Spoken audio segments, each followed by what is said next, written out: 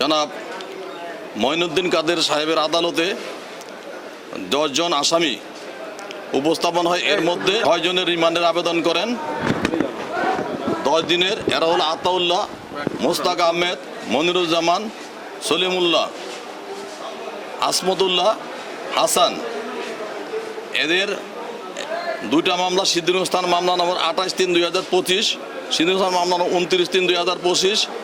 এদের কাছ থেকে 21,39,000 টাকা পায়। এরা সিদ্ধিরগঞ্জের ভূমিপল্লী এলাকায় তারা সংঘবদ্ধভাবে রাষ্ট্রের ভাবমূর্তি নষ্ট করার জন্য এবং দেশের বিভিন্ন জায়গায় ছড়ায় ছিটিয়ে তারা বিভিন্ন গুপ্তচরের মাধ্যমে রাষ্ট্রের ক্ষতি করার জন্য, ষড়যন্ত্র করার জন্য একটা অশুভ পায়তারার চেষ্টা করে।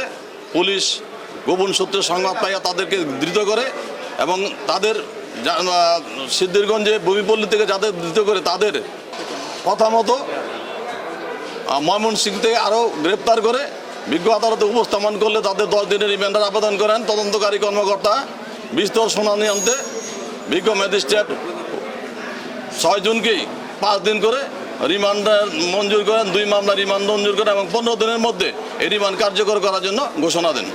সিদ্ধিরগঞ্জ থানাধীন ভূমিপল্লী থেকে রোহিঙ্গা নামধারী প্রায় 5 জন পুরুষ এবং 3 জন মহিলা এবং বাঙালি একজন সহ টোটাল 10 জনকে ধৃত করে সন্ত্রাস দমন আইনে এবং ফরেন অ্যাক্টে 2টা মামলা দায়ের করলে সিদ্ধিরগঞ্জ থানায় এই মামলা গ্রহণপূর্বক উক্ত সকল আসামিদেরকে বিজ্ঞ আদালতে সুপোর্ট করিয়া তাদের আগমন এবং অবস্থান সম্পর্কে জিজ্ঞাসাবাদের নিমিত্তে 10 দিনের রিমান্ড আবেদন করিয়া বিজ্ঞ আদালতে প্রেরণ করলে বিজ্ঞ আদালতে শুনানি শেষে উভয় মামলাতেই 5 দিন করিয়া 10 দিন রিমান্ড মঞ্জুর করেন।